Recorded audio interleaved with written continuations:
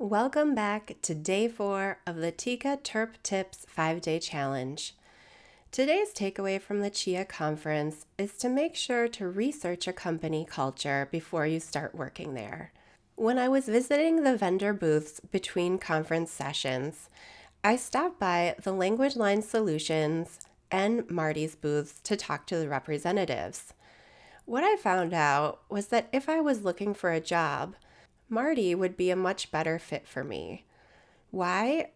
First of all, because they explained to me that their mission was centered around language access, which is really important to me in my work. And two, because they're an organization dedicated to healthcare interpreting.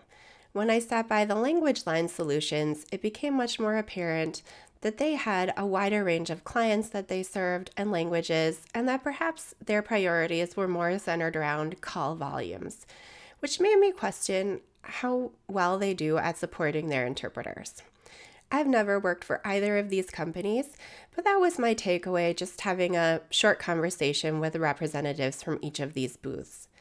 If you're actively looking for a job with a company that specializes in remote interpretation, I encourage you to do your homework and research that company's culture before you put your application in.